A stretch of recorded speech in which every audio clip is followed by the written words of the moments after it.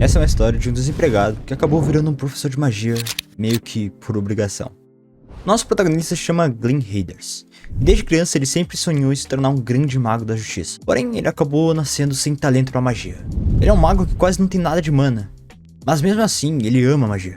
E mesmo não podendo usá-la direito, ele nunca desistiu de se tornar um grande herói. Ele se formou em uma academia de magia com apenas 14 anos. Então ele se tornou um mago imperial. Isso tudo graças ao seu conhecimento sobre magias básicas e sua grande criatividade de como utilizá-las mesmo sem ter muita mana. Como um mago imperial, ele estava correndo atrás de seus sonhos. Mas foi em uma de suas missões que ele acabou percebendo que não existem heróis em uma batalha de magos. Logo após isso, ele saiu dos magos imperiais e virou um vagabundo desempregado por 2 anos. Hoje em dia ele vive de favores e não quer trabalhar. Obviamente alguma coisa aconteceu para ele mudar do nada. Parece que é uma depressão ou algo assim. Mas você lembra desse anime? Akashic Records é um anime de 2017 que ficou bem famoso e até ganhou dublagem brasileira. E por sinal é incrível, tá? Hoje eu vou contar um pouco da história do anime que tem um protagonista que representa o que o Deku poderia ter sido. E também eu vou fazer uma review, assim você vai ver se vale mesmo a pena assistir ou reassistir esse anime. Glenn Haders é um protagonista muito bem feito. Isso porque ele quase não tem mana, mal pode usar magia, e ele ainda assim tem um sonho de se tornar um grande herói da justiça. Ele quer ser o maior, mas ele não tem potencial pra isso, igual o Deku lá no primeiro episódio de Hero Academia. E assim como o Deku, Glenn se afundou em aprender tudo sobre as magias que ele tanto ama, mesmo sabendo que ele não pode utilizá-las. E isso é bem importante. Conhecer tudo que pode sobre as magias dá uma grande vantagem pra ele numa luta. Sabendo de sua fraqueza, ele desenvolveu uma magia original que pode neutralizar todas as magias à sua volta. Isso é pra ele nivelar o jogo, saca? Ele basicamente conseguiu se tornar um Batman naquele mundo. Ele mal conseguia lançar feitiços avançados, mas ele era tão criativo e inteligente. Ele conseguiu se tornar o melhor mago imperial, usando apenas magias básicas, força bruta e equipamentos especiais. Com isso ele conseguiu o título de O Louco. E cara, eu adoro o jeito que o autor trabalha com esse protagonista nessa obra. Pensa comigo, num mundo dominado pela magia, ninguém vai usar força bruta numa batalha. É obsoleto nessa época, saca? Mas pro Glenn, isso é totalmente diferente. Se os melhores magos do mundo dependem da magia para sua força, o que acontece se essas magias forem seladas? Pois é. Mas obviamente, ele nem sempre pode contar com isso. Então o maluco combina as magias que ele pode utilizar com os equipamentos de combate. E o que a gente já viu ele lutar foi com um chicote espinhoso, umas agulhas especiais de aço e um 38. Sim, mano, um 38. Parece meio zoado se você colocar isso de qualquer jeito na história.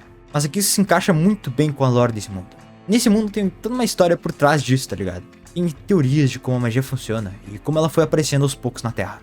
E outra, um 38 nesse mundo é tipo uma arma arcaica e obsoleta, já que as magias são bem mais poderosas. Mas isso cai como uma luva para um personagem que anula a magia. Ainda mais se ele aprimorar aquilo com artefatos mágicos, com a própria magia mesmo.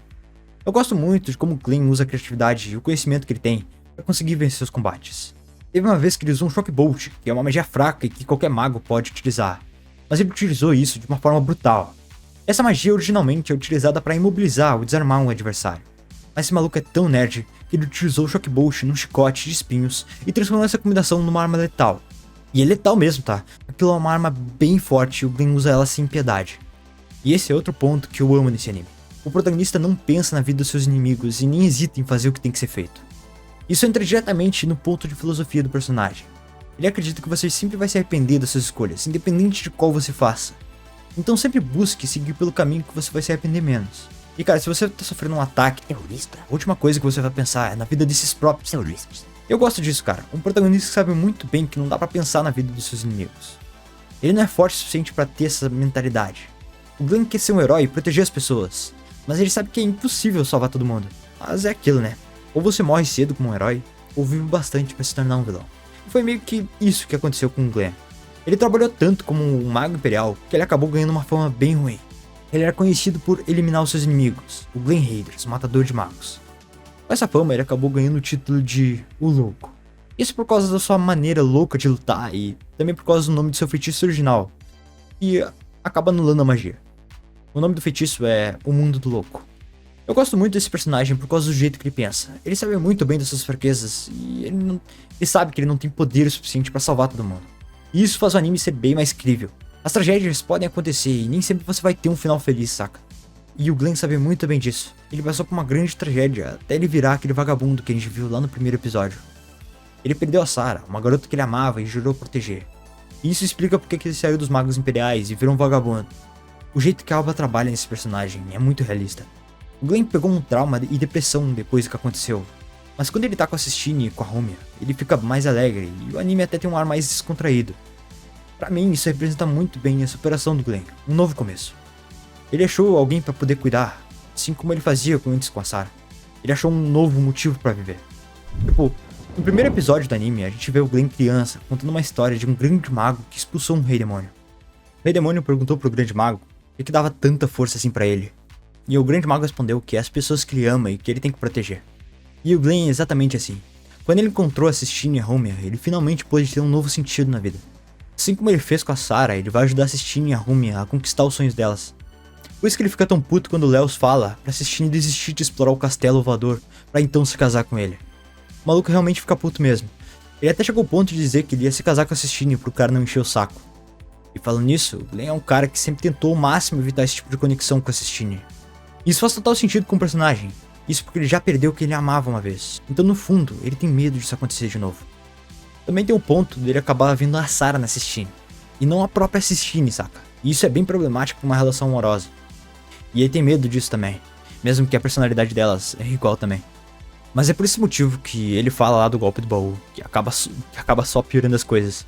Mesmo que seja realmente engraçado. Eu ri várias vezes com isso, tá? Ri mesmo. O cara é muito bom, mano.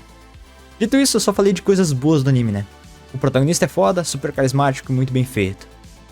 Mas esse anime também tem os seus efeitos. A premissa do anime é super genérica. O anime tem eti, comédia e próprio até colocar uma tag de harém. É meio duvidoso tu colocar essa tag nesse anime, quando é bem nítido que só tem duas garotas apaixonadas por ele, que é a Sistine e a RL. Pra ficar mais genérico com isso, é só tu colocar a tag CK e pronto, né? Aí acabou, vai chover e basicamente esses elementos meio que limitam quantas pessoas vão levar essa obra a sério. Não me entenda mal, comédia é legal, ter uma trama genérica também não é um problema. O problema é que colocar isso tudo dificulta bastante as pessoas levar essa obra a sério.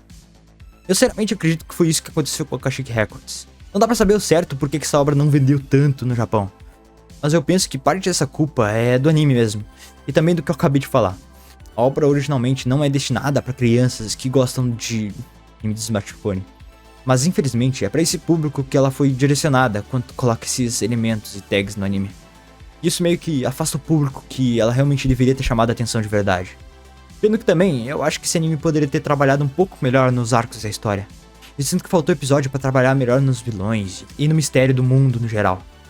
Cara, eu acho que mais é isso que eu tinha pra falar desse anime, saca? Eu amo essa obra e queria muito uma segunda temporada, mas provavelmente isso não vai acontecer, pelo menos não tão cedo. Mas se o vídeo der certo, eu penso em fazer um tipo de resumo do que acontece nos arcos mais à frente do anime. Então, pra isso acontecer, se inscreve no canal e compartilha com um amigo que curte ou curtiria esse tipo de vídeo. Abraço!